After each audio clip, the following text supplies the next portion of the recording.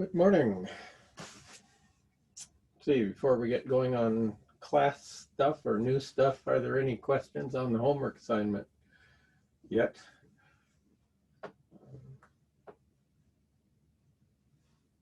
Okay. Well, let's dive in and do problems. This one we looked at yesterday, and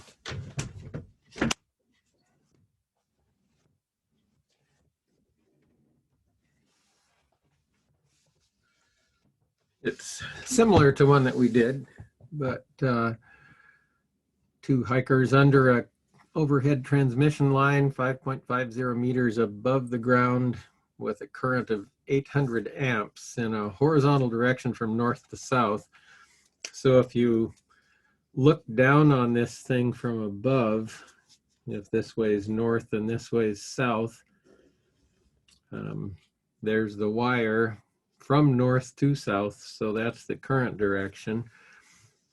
And we can figure out the magnetic field of this, strength of this thing at ground level from the expression that we got yesterday, which I crossed out somewhere, but it's something like B equals mu naught I over 2 pi r, if I remember right, and I'm pretty sure that's right.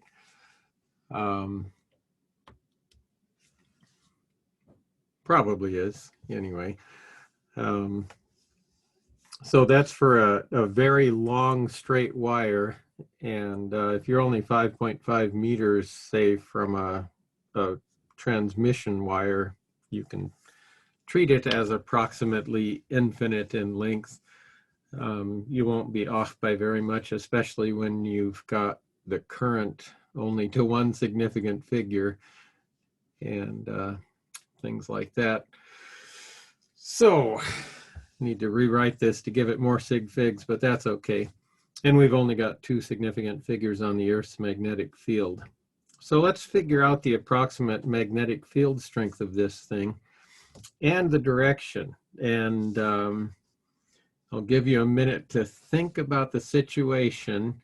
We're looking down from above the wire. The ground is going to be 5.5 meters past this thing, and the hikers would probably be holding their compass not on the ground, but probably half a meter or so above the ground. So the R in this case would be the distance from the wire to where the compass is.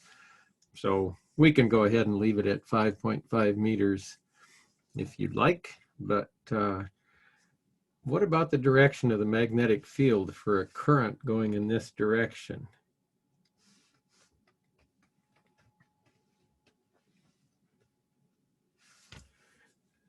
Wild guesses? Are you comfortable with the right-hand rule yet? Sort of right-hand rule, a different version of it. Wouldn't you point your thumb in the direction of the current flow and then have your hands curl, well, your fingers curl around the direction in which it's circulating? Yes, as long as you're using your right hand. Don't use your left hand. Yeah, so point the thumb of your right hand in the direction of the current flow, and your fingers will curl in the direction of the magnetic field. And if you look at that current, so it's coming at you, so this would be if your eye is right lined up with the wire and you're looking to the north, the magnetic field of this long straight wire is going to be concentric circles around the thing, and didn't draw it that way, but it'll be a constant strength anywhere a particular distance away from the wire. So in our case, we're interested in a distance of 5.5 meters away, so we can figure out the magnetic field strength there. So just plug in the numbers, and if it's pointing that way, the magnetic field down there on the ground is going to be pointing to the east. that may not help your compass reading. So probably not, in fact. So mu naught is 4 pi times 10 to the minus 7th Tesla meters per amp. And then the current is 800 amps, a hefty amount. And 2 times pi times, we'll just stick in the 5.50 meters here and just get an estimate of the magnetic field strength on here. One significant figure should be enough to tell us whether we're going to be in trouble or not. So 4 pi over 2 pi is just 2, so I've got 2 times 10 to the 7th minus 7th.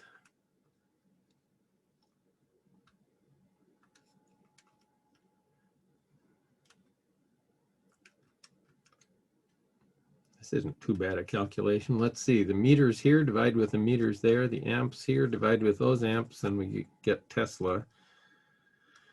And I get about 2.9 times 10 to the minus 5th, which I could write as 0.29 Tesla times 10 to the minus 4th Tesla. So the roughly 0.3 times 10 to the minus 4th Tesla. So it's going to be about half as strong as the Earth's magnetic field. And if you think about, if the Earth's magnetic field in this vicinity points north, and we have a vector of that length, and then we'd have something over here that's about half that strength, you could end up off by somewhere on the order of the inverse tangent of 0.3 over 0.55. So just curious what that is.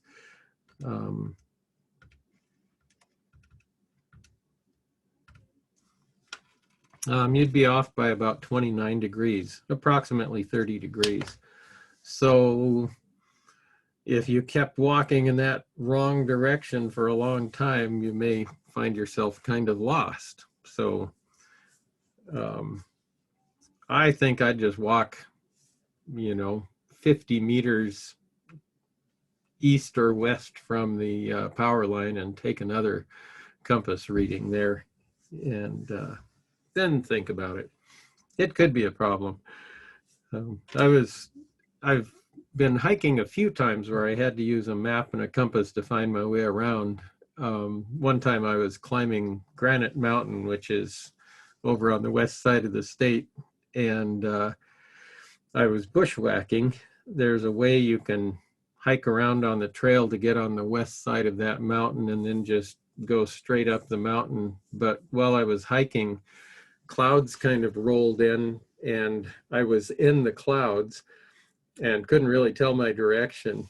And I came up to this little lake and was using my compass and my map and trying to figure out where the heck I was. And it turned out my sense of direction was completely failing hiking in the clouds. And I was going 90 degrees off from the direction I wanted to be going. And so I got myself straightened out.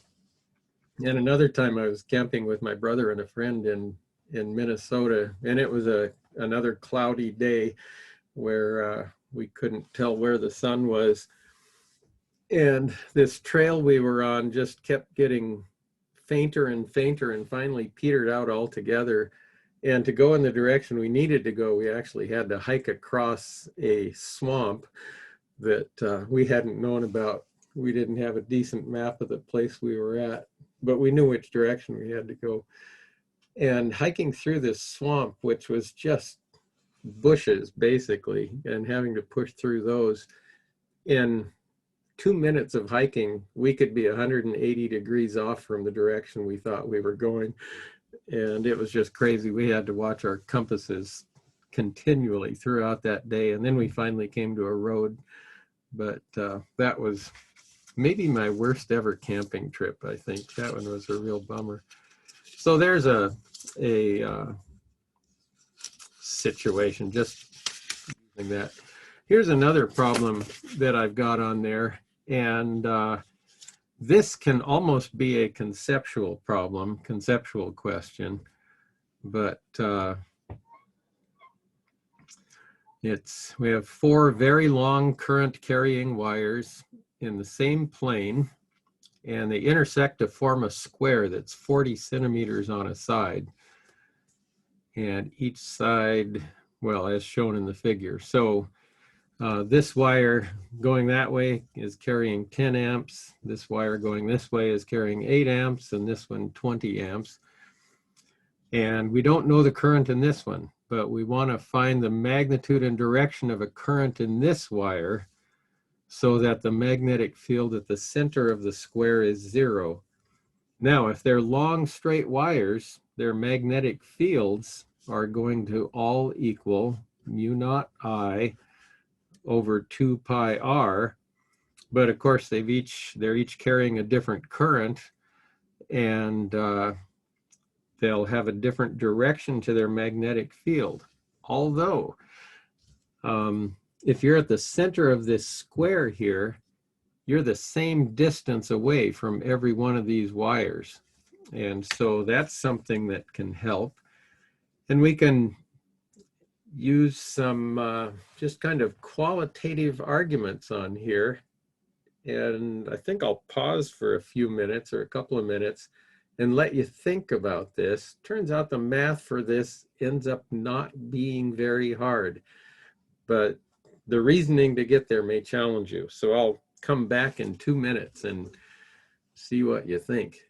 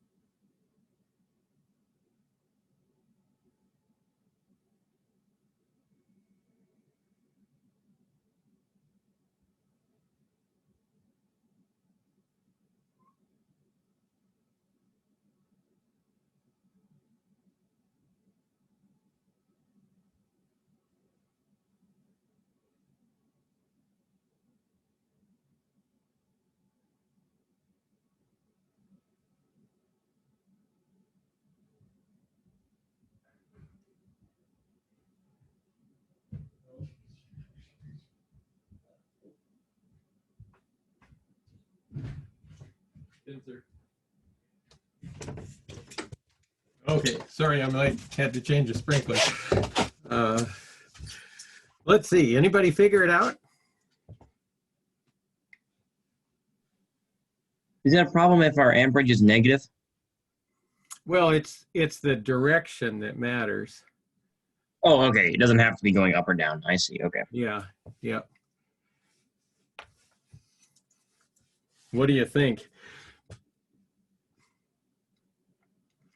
Well, here's how I do it. Okay.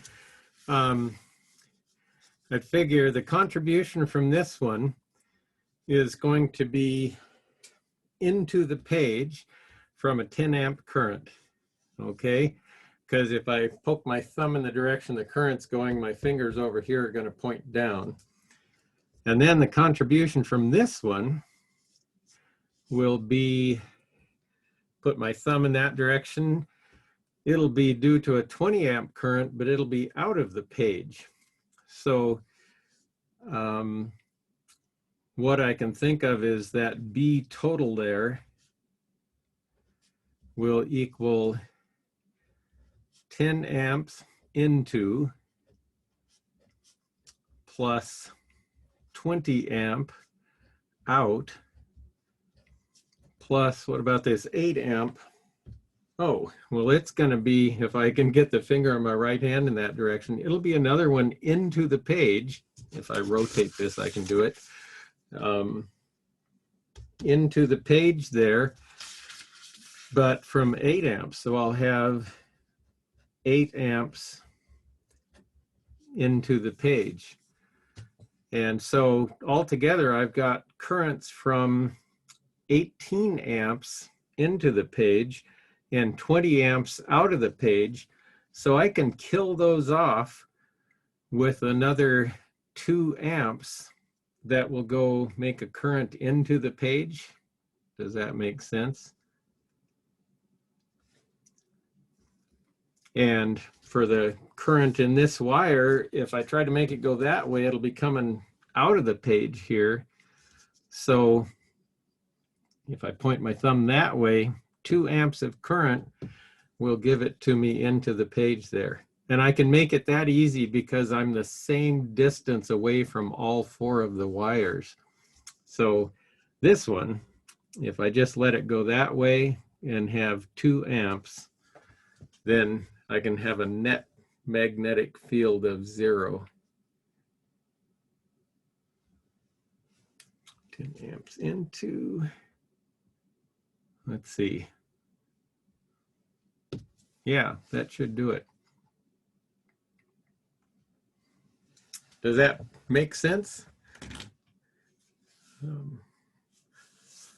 and so even it might just be something simple, but for the 8 amp and the 20 amp, why do they curl in different directions? 8 amp and the 20 amp, because I'm on different sides of the wire. So for the 20 amp there, if I poke my thumb along its direction of motion on this side of the wire, it's coming out of the page. But for the 8 amp on this side of the wire, that side of the wire, it's into the page. So if we look down those 2 wires, say from a viewpoint over here, so here's your eye, and we're looking at down those wires, they're both going into the page, and here's 20 amps here and 8 amps here, but midway between, those circles are going to be going counterclockwise for both of them from this viewpoint, but that means this one's coming up that way when this one's going down that way. Does that kind of make sense? They'll actually be opposing each other midway between. And if they happen to be equal, you'd have a magnetic field of 0 halfway between them.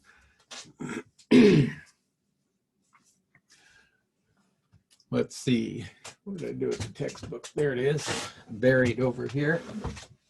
I don't know if it's in this BO Savar chapter or not, but I'll track it down here.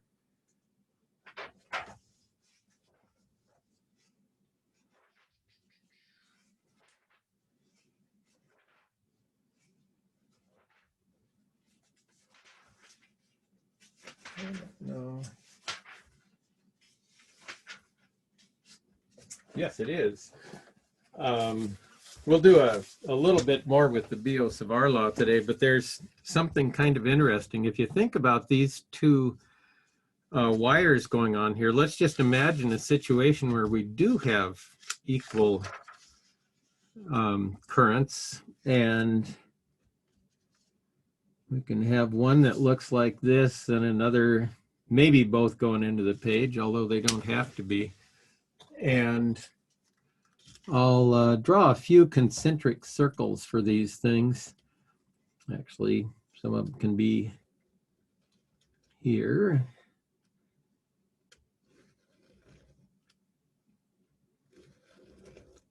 So there's a bunch of concentric circles. Oh, and I should make some bigger ones too, but they'll just be partial circles. So,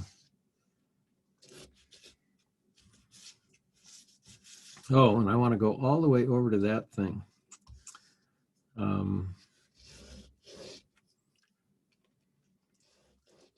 So all of these things I've drawn so far represent the magnetic field of this wire that's going into the page. And then I also want to draw magnetic field lines for this wire.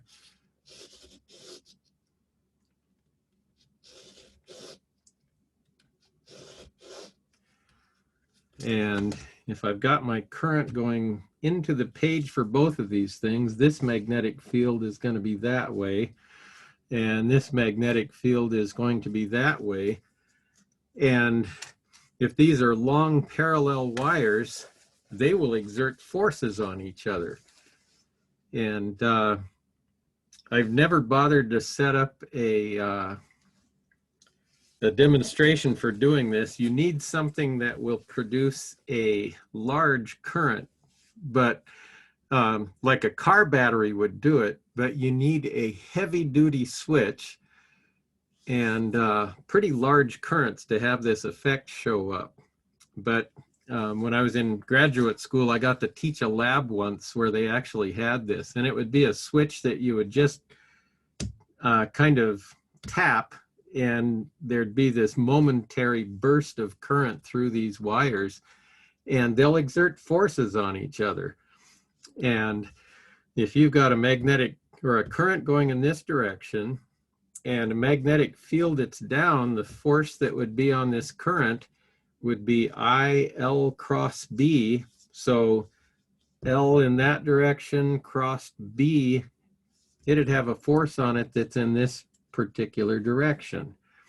And then over here, you've got IL cross B again. You'd have to point your fingers like this and bend them that way, and it would have a force on it to the right. So the two wires will attract each other when the current is going in the same direction in the two wires. But if you have the currents going in opposite directions, let's see, now the magnetic field of this one is still going to be coming down in this direction, but the IL is going to be pointing that way. The force on this wire is going to be that way. The magnetic field of this one, let's see, point your thumb in the direction of the current flow, and its magnetic field over here is now going to be pointing down, and IL cross B is going to be that way. And if the currents are going in opposite directions, the wires will repel each other. And you could see that with this device. And I could probably set something like this up with a car battery, but you just want to touch it. And car batteries can generate such a large amount of current, you may have trouble with arcing and maybe parts welding themselves together or something like that. I've never bothered to figure that out, but it was kind of neat. You just tap this thing, and when they were parallel, going in the same direction, the two wires would just pulse toward each other. And when they were repulsing each other, they would just pulse away from each other. Now, listen to this definition of the ampere. 1 ampere is that unvarying current that, if present in each of two parallel conductors of infinite length and 1 meter apart in empty space, causes each conductor to experience a force of exactly 2 times 10 to the minus 7th newtons per meter of length. That to me is the most insane definition of a unit that I've ever heard of as far as difficulty in measuring that thing. And I've never really bothered to figure out exactly how they test this thing. It would just give me headaches. 2 wires of infinite length and 1 meter apart in empty space. So I'm not sure just how you do that, but that's something anyway. Okay, so as far as I'm concerned, an ampere is a coulomb per second, and we should define the charge on like an electron or something to be exactly some number of coulombs, and then we can go from there. But I'm not the one in charge. There must be some reason they've stuck with that. I don't know if that's one that was redefined recently or not. They recently redefined the unit of mass, and just a couple summers ago, and they were looking at all the metric units to maybe come up with things that were simpler to measure. Okay, but we have now 2 long, straight, parallel wires that are 1.00 meters apart. And the upper wire carries a current of 6 amps into the plane of the paper. So where is that upper wire? Oh, it's here. You can barely see it on here. So this is carrying a current into the plane of the paper. Let's see. Oh, and then what must be the magnitude and direction of the current I2 for the net field at P, which is down here, to be 0? Okay, well, time to bring my compass back, I guess. And if I put it on I1 and the current from I1 is into the plane of the paper, then down here at point P, which I can sort of draw, or where is point P? There it is. I'll just draw a semicircular arc here. But if I1's current is into the paper, then this will be the direction of the magnetic field that is produced by I1. And if we want the current at I2 to be 0, or the field at point P to be 0, then the magnetic field of I2 is going to have to go in the opposite direction, which it will do if I2's current is out of the page. So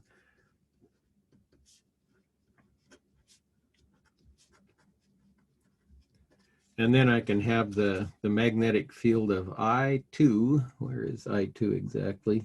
It's about there. Now its magnetic field is going to be this is hard to hold still, a smaller concentric circle, but still I can have those things canceling each other out at that point, if I make it right. So what I have to have is that B1, which is going to be mu naught I1 divided by 2 times pi times the distance from I1 to point P is going to be 1.00 meters plus 0.50 meters. So 1.50 meters. And B2 is going to equal mu naught I2 over 2 times pi times just 0.50 meters. Those two currents have to be equal in magnitude. And so, or those two magnetic fields have to be equal in magnitude. And I2 has to be coming out of the page. So if I just set these two expressions equal to each other, then I can figure that out. Okay, so I'll be running out of room on this page soon, but I'll see if I can work over here. Mu naught I1 over 2 times pi times 1.50 meters is going to equal mu naught I2, and this is just in magnitude. I already know that I2 has to be out of the page, over 2 times pi times 0.50 meters. Well, looks to me like the mu naught over 2 pi's are going to vanish on me, and I can solve for I2, and I'll have that I2 is going to equal 0.50 meters times I1 over 1.50 meters, which means it's going to have to be 1/3 I1, which makes sense. The distance from I1 to this point is 3 times farther than the distance from I2 to that point, and magnetic field strength for a long straight wire drops with 1 over the distance, so it isn't the distance squared or anything like that. So let's see, I1 was 6.00 amps, so I2 can be 2.00 amps, but in a different direction. Yeah, out of the page. Okay, so that's question A here. Now, if that condition is met, so we do have that current coming out of there, what are the magnetic field and direction of the field at Q, and what's the magnetic field at S? Well, let's just figure out one of these things, like say, maybe at point S. Okay, now if I2 is out of the page at S, the magnetic field is going to actually point, I think this is a right angle, 0.6, 0.8, 1.0. That's a 3, 4, 5 right triangle. And so the magnetic field of 2 is going to be pointing right back toward I1 at that point. And let's see, the magnetic field of 1 at that point is going to be, let's see, it's into the page. It's going to be back in this direction. And so I'll be adding those two vectors. I'm going to figure out their magnitudes first and then kind of draw a picture to nail it down a little bit. But that needs a new piece of scratch paper. But I would have at point S, B1 will equal mu naught I1, and I1 is those 6.00 amps, but it'll be 2 times pi times the distance from I1 to S, which is 0.600 meters. And since this actually wants the net magnetic field, I'm not going to throw away those things. So mu naught is 4 pi times 10 to the minus 7th Tesla meters per amp. And then I've got the 2 pi on the bottom.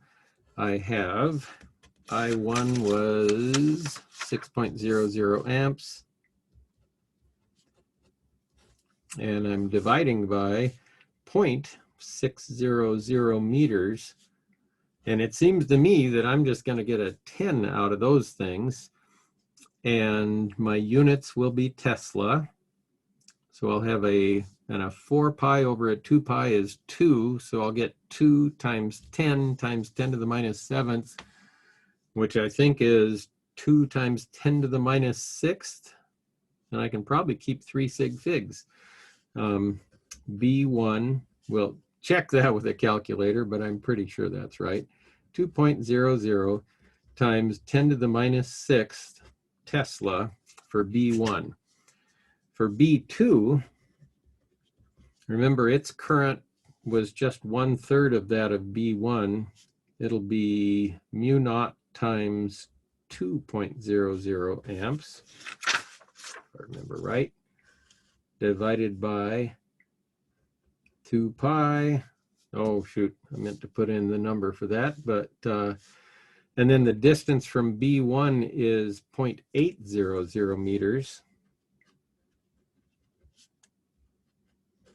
Well, let's see, this was 4 pi times 10 to the minus 7th over 2 pi. Pi's go away. 4 over 2 is 2 times 2 is 4 times 10 to the minus 7th divided by 0.8. So, oh, I should probably be better about this. 4 pi times 10 to the minus 7th. Whoops, Tesla meters per amp, forgot the units, divided by 2 pi. And then the 2 amps over 0.8 amps is actually, I think, 2.5, isn't it?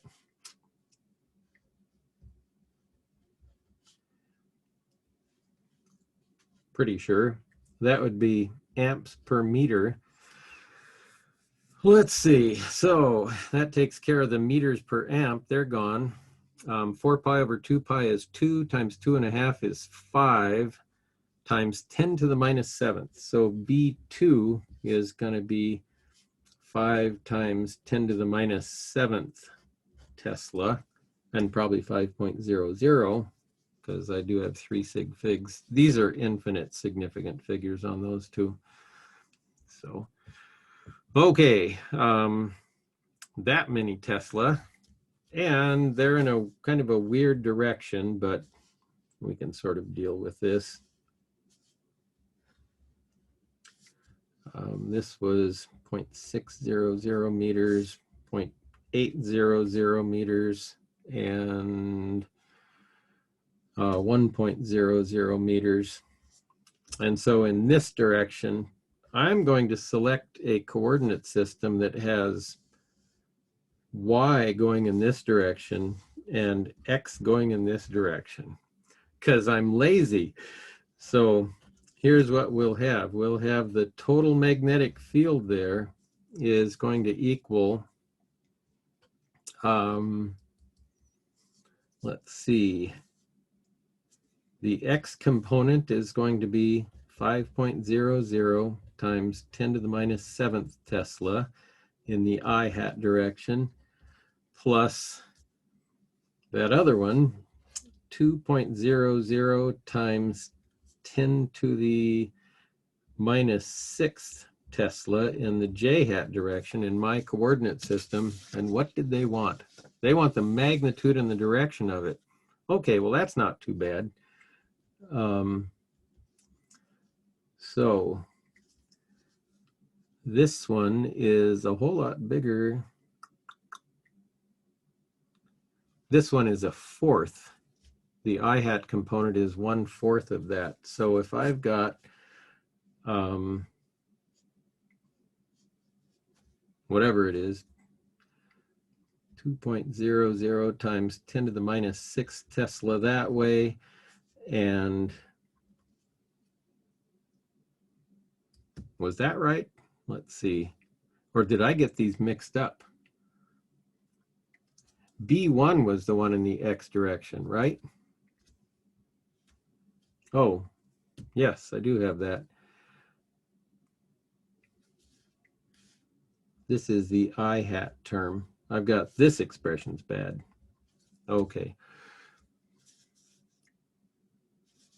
Yeah, so I've got 2.00 times 10 to the minus 6th Tesla that way. That's this way. And then the other one, 5.00 times 10 to the minus 7th. Tesla that way. And if I figure out the angle with the X thing, and we can figure out the magnitude of these too, using the Pythagorean theorem because they're perpendicular to each other.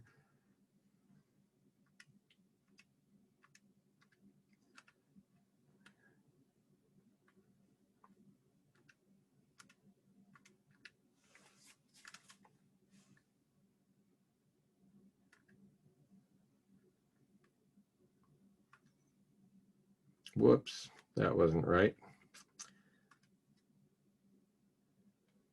5 times 10 to the minus 7th. Can't read my own writing. It did look like a 2, but it's a 7th.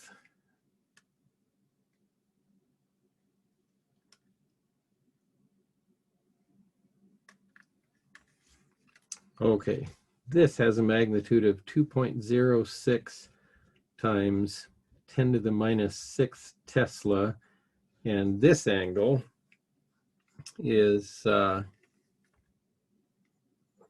inverse tangent of this divided by that.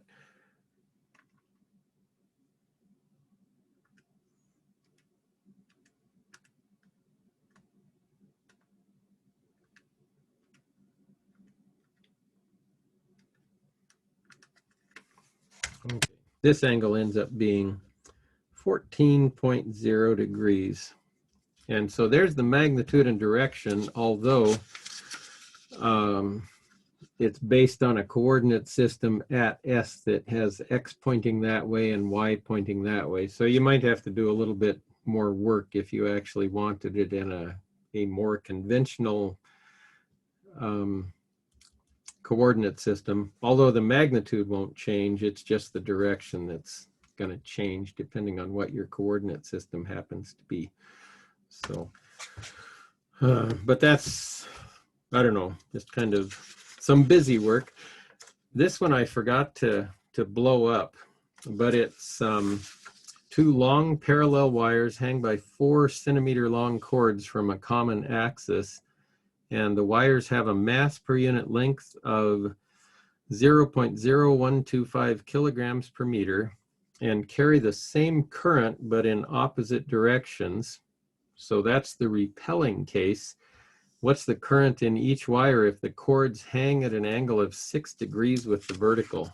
This is worth drawing a picture for, I think, for sure. So here's the idea. These things are hanging from a common axis with equal lengths, and I'll just draw a vertical line here to do this. And then, let's see, they hang at an angle of 6 degrees with the vertical. I'm going to exaggerate that angle, but and try to make this look halfway decent. So there's the cords that they're hanging from, and each of these is 6.00 degrees. And one wire over here carrying current, say, into the page, and another wire over here carrying current out of the page. The length of the wires or cords is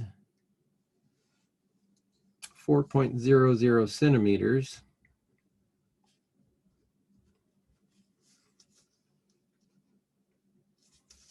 And what else?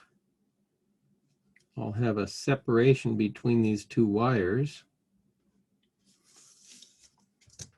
and they'll produce repelling forces here.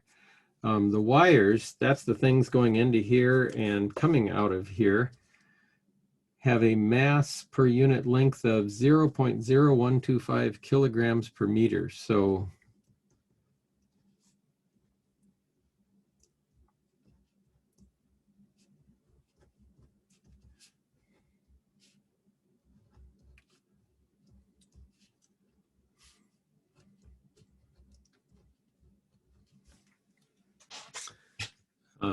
If they're long parallel wires, we don't know how long they are, but we can treat them as infinitely long parallel wires and look at it that way.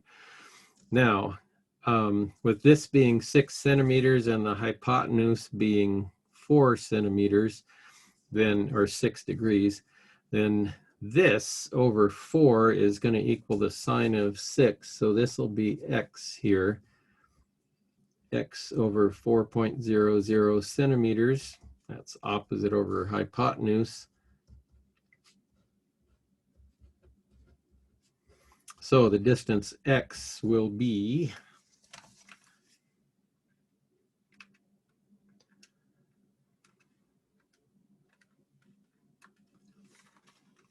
0.4188 centimeters. But the separation between the two wires is going to be 2x. So I'll call that distance d.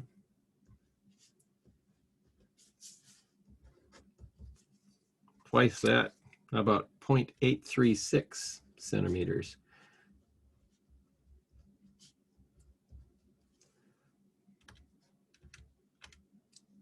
Yep, and I don't have anything else showing up in round off errors, so good enough. So that's the separation between these two wires. Now they're carrying the same current but in opposite directions. So the magnetic field of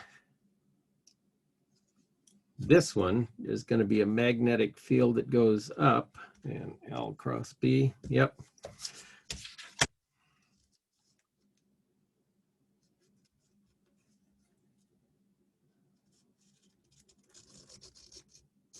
I kind of missed, but X into the page. I'm going to call this current over here I sub R, and this current over here I sub L.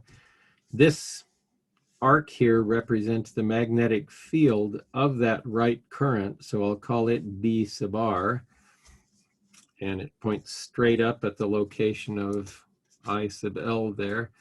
And then do something similar with this one. This will look pretty good.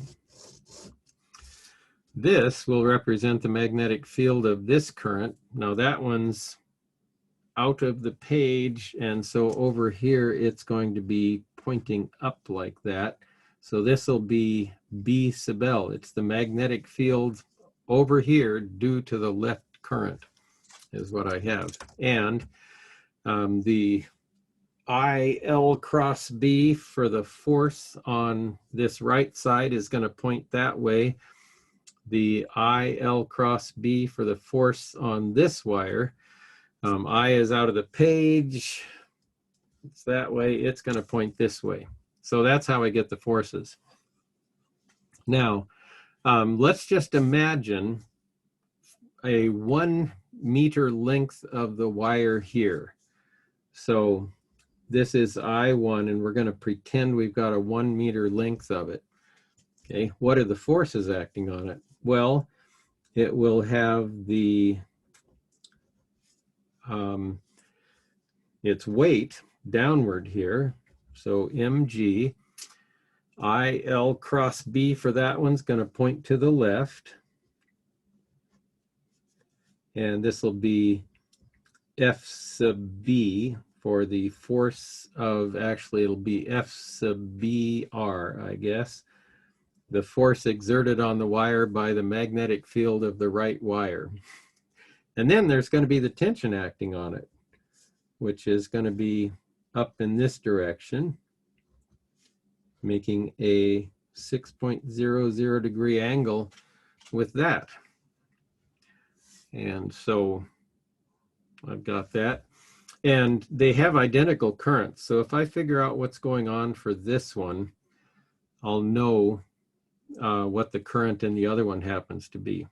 So that should be all that I need to do to figure this thing out. Almost. We actually have to do some work. But this is 3 forces adding together to give me a net force of 0, because it'll be there in equilibrium when we have this thing going on. So I just string these things together, and I can start with the weight of it, of this 1 meter length of wire. So there's mg downward. Then I'll tack on the tension there, and I have to draw that long enough so that when I get back up and draw in the magnetic force, that I'll be even with that. So just bring it up to here. Okay, that's the tension, and I don't care about the tension, so that won't be something that I calculate. But then I've got the F sub BR on that thing. And this angle is 6.00 degrees. So something I can say is that FBR in magnitude over mg is going to equal the tangent of 6 degrees. Okay, well, what is that force? Well, that's going to take a little bit of thinking here, but we should be able to figure this thing out.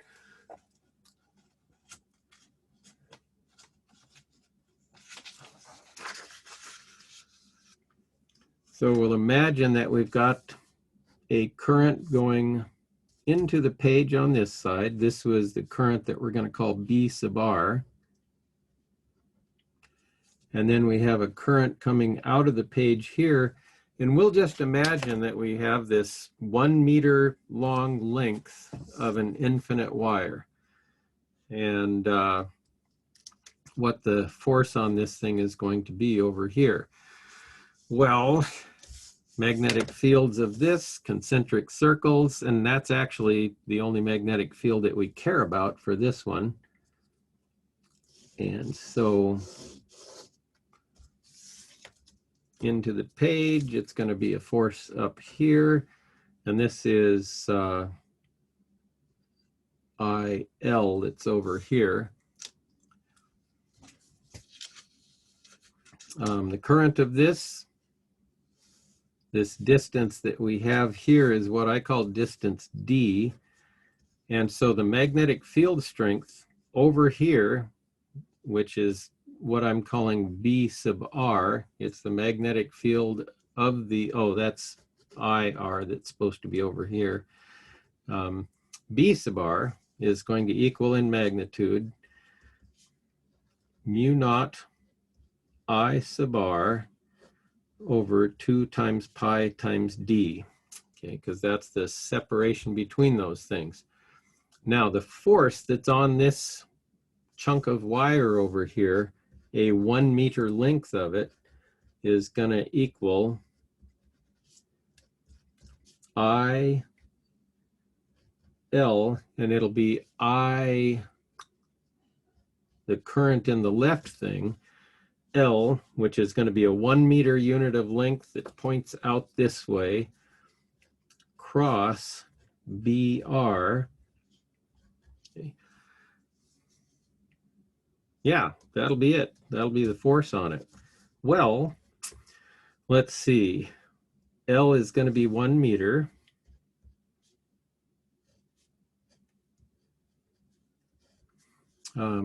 B sub R is going to be our mu naught I, this, oh, that is an I sub R, mu naught I sub R over 2 pi d.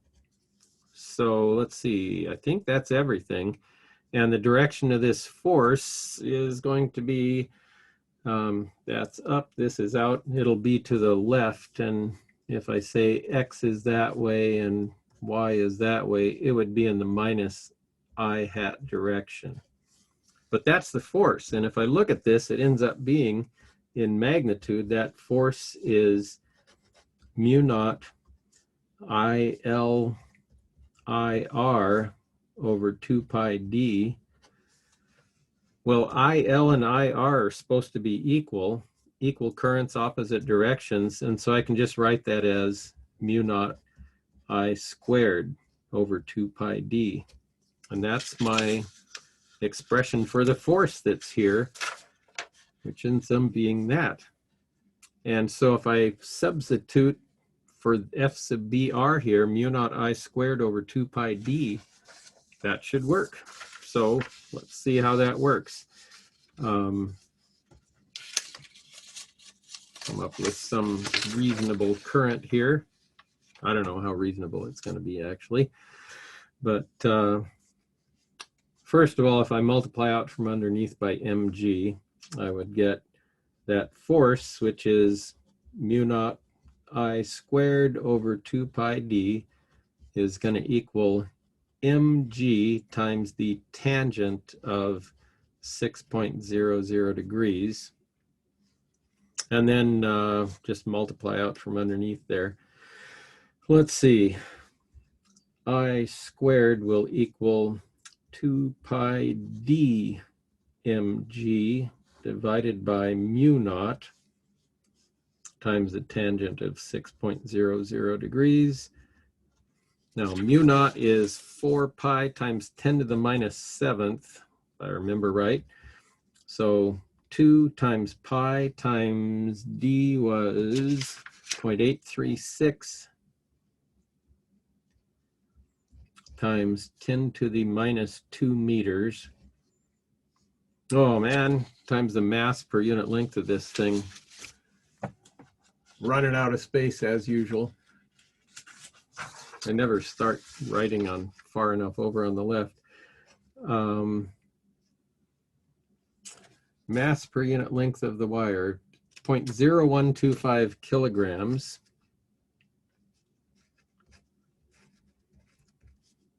And we're talking about a just a 1 meter length of this thing.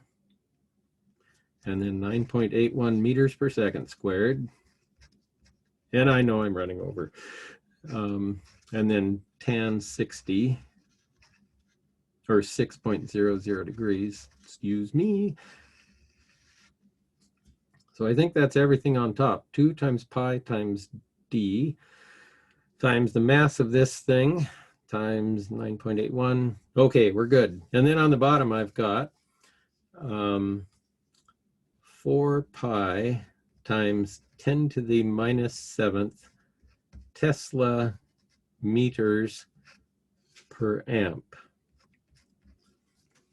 Now, will this come out as amp squared somehow? Which supposedly it will. A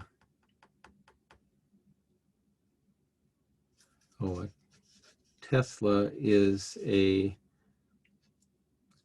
Newton per amp meter. So if I put in a Newton per amp meter here, I will get amp squared. The meters will go away. And I think it may be, let's see, the Newton won't. But on top I've got kilogram meter per second squared. Oh, that looks like, well, this is a Newton. Oh, that's where the meter goes. Okay, I do get amp squared for this expression. Not easily. 2 pi over 4 pi leaves me a 2 on the bottom. Anyway, I'll stop there, but it would just be plugging in the numbers at this point. But that's a pretty complicated problem to try and do, especially since we hadn't previously developed this expression. We had to do more work here. But you might read that section in the book on the force between parallel conductors. And it's just kind of an interesting little thing. Okay, I'll stop there for today. Tomorrow we're going to look at magnetic fields of things like coils. And circular coils is what we're going to be dealing with. And we'll do a kind of hand wavy development of the expression for the magnetic field on the axis of a coil. And I think most of the problems we deal with move it to the center of the coil, but not all of them. So we'll see how those things work out anyway. Okay. Lots of fun, complicated problems here. And I actually think I'll have time today to grade your tests. So I'm sorry it's been so long. I spent, oh boy, about 4 hours or 5 hours out at school yesterday doing some labs for the other classes. And, but today I've got the afternoon free, so I'll be able to take care of that today. And I'll see you tomorrow.